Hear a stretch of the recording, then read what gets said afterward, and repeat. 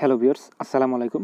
আশা করি সকলে ভালো আছেন। তো ভিউয়ার্স, আমরা অনেকেই ইমো অ্যাপ্লিকেশন ব্যবহার করে থাকি এবং ইমোর যে রিংটোনটা আছে সেই রিংটোনটা আপনারা অনেকেই চেঞ্জ করতে চান কিন্তু চেঞ্জ করতে পারেন না। তো আজকের ভিডিওতে দেখাবো যে আপনারা ইমোর যে রিংটোন আছে সেই রিংটোনটা আপনারা কীভাবে চেঞ্জ করবেন।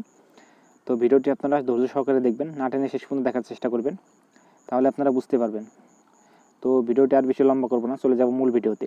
তো আপনারা ইমোর রিংটোন চেঞ্জ করতে হলে আপনাদের একটা ইমোর যে অ্যাপ্লিকেশন আছে সেই অ্যাপ্লিকেশন আপনাদের প্রয়োজন হবে। সেই অ্যাপ্লিকেশনটি আপনারা ডাউনলোড করে নেবেন। ডাউনলোড করার পর আপনারা চলে যাবেন এখান থেকে ইমো অ্যাপ্লিকেশনের মধ্যে।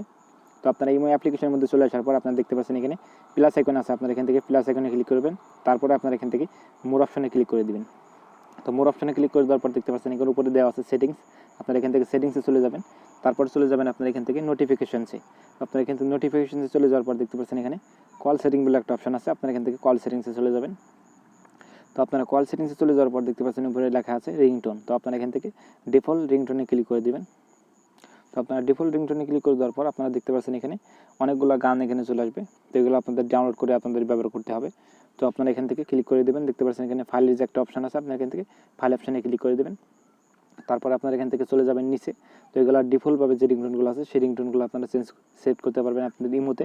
তো আমরা আপনাদের গান সেট করে দেখাবো, তো রিংটোন সেট করে দেখাবো এসডি কার্ড থেকে। তো আপনারা সেটা কীভাবে করবেন, করার জন্য আপনারা চলে যাবেন সবচেয়ে নিচের দিকে চলে যাবেন। তারপর দেখতে পাচ্ছেন এখানে অ্যাড রিংটোন বলে লেখা আছে, আপনারা এখান থেকে অ্যাড রিংটোনে ক্লিক করে দেবেন। তো তারপর আপনারা এখান থেকে চলে যাবেন থ্রি ডট লাইনে। তো থ্রি ডট লাইনে চলে যাওয়ার পর আপনারা এখান থেকে ফাইল ম্যানেজারে চলে যাবেন। তো ফাইল ম্যানেজারে চলে যাওয়ার পর আপনারা দেখতে পাচ্ছেন এখানে এইচডি কার্ড আছে। তো আপনাদের যেখানে অডিও গানগুলো আছে সেই অডিও গানগুলো আপনারা চাইলে আপনাদের ইমোতে সেট করতে পারবেন এইভাবেই।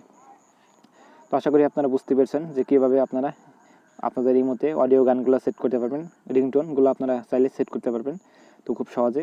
তো আশা করি ভিডিওটা আপনাদের কাছে ভালো লাগছে। যদি ভিডিও ভালো লাগে অবশ্যই একটা লাইক করে দেবেন এবং আপনাদের ফ্রেন্ডের সাথে শেয়ার করবেন।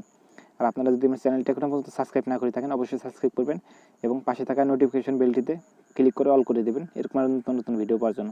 সবাই ভালো থাকবেন, সুস্থ থাকবেন, দেখা হবে পরবর্তী কোনো ভিডিওতে। আল্লাহ হাফিজ।